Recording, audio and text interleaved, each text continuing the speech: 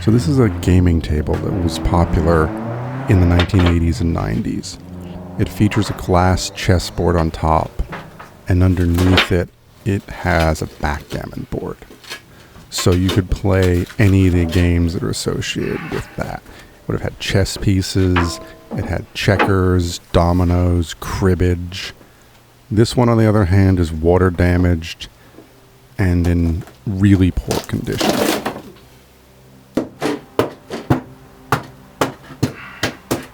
None of the original particle board has survived, but the solid wood and the rattan underneath was completely intact, which meant that it wasn't going to be that hard of a job to bring this thing back up to like new condition. Given how little finish there was left on the timber, sanding it seemed like the easiest way to remove what was left of the old finish and get the project started. I added a chamfer to the bottom of the legs so they don't get splinters when people inevitably drag it across the floor. The delicate areas around the rattan get sanded by hand. There is as much damage to that area as was underneath everything else that got water damaged. I didn't need to be as careful as I was here, but the easiest way to pull old nails out of something is with side cutters and something metal underneath it. In this case, it's just a palette knife.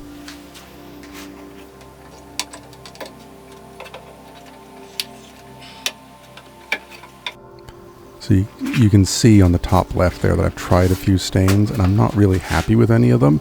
So I fell back on this dark gel stain that has a really good way of covering temperamental wood that doesn't want to absorb stain easily. And this is really old domestic hardwood, which sometimes can be a little tricky.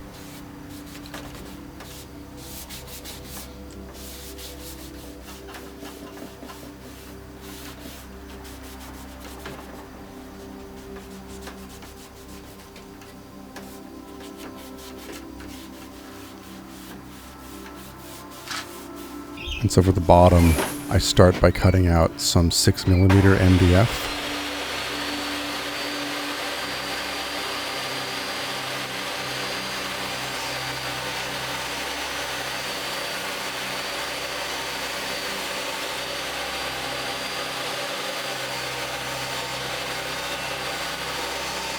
And yes, I really should have done this cut with a crosscut sled. I think it wouldn't fit, is why I didn't.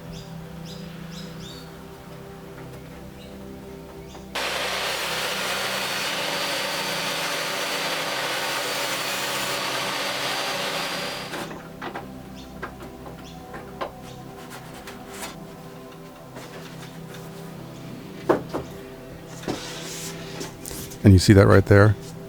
I pick it up and I flip it, I get distracted, and I cut it in the wrong direction. Fuck. But thankfully, it's nothing you're going to see, so all I have to do is glue it back together.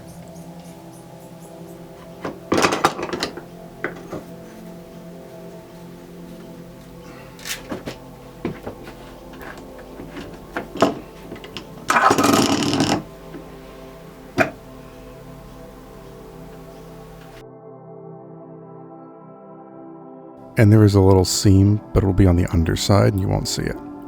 So I wasn't able to salvage the original backgammon board. It was damaged and it wouldn't get clean enough to sort of re-glue it down.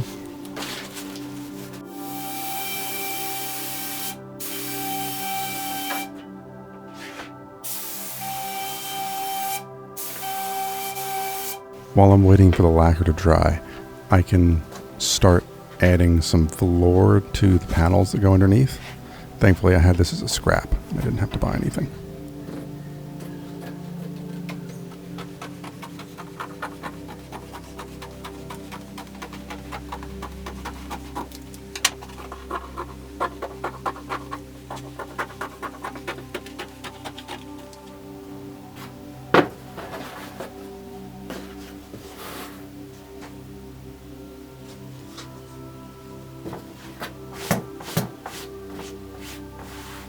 This stuff has been sitting around for a while and wasn't nearly flat enough to use, so I had to bring the iron out to the garage.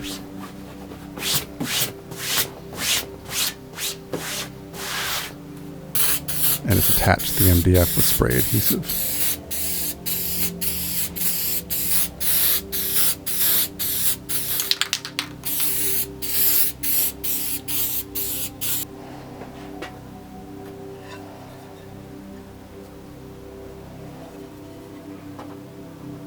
I add the pieces of timber to keep the fabric from sticking all at once, and this lets me start at one end and smooth it out as I go, and I get a really nice result.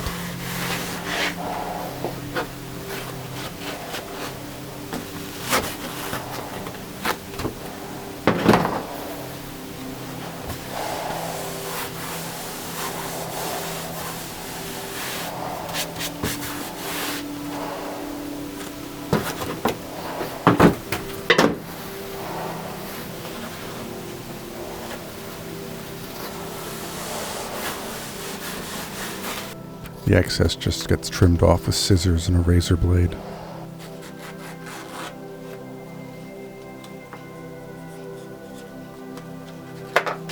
And I probably could have just attached it with nails, but I use screws.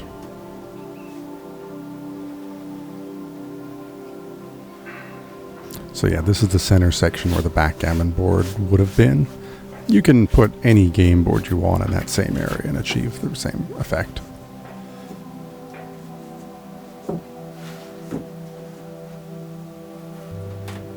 And there it is. It's pretty much done. Now, the reason I did this wasn't just to save an old gaming table from the trash. It was because I had this idea that I wanted to design my own chess set, themed around the city of Sydney. And I've had the sketches kicking around my sketchbook for a very long time. And I thought this would be the project that would make me do it. But in the research for doing this, I'd found that someone else had already done that, and I took the path of least resistance and 3D printed their set. Now, I didn't want to be completely left out, so I designed checkers to go with this set using the City of Sydney anchor. And there it is, the Sydney chess set on a nice salvaged, reclaimed table. The glass is a little bit scratched, but it's still entirely usable. You know, it'll have another generation of spilling drinks on it and playing chess games.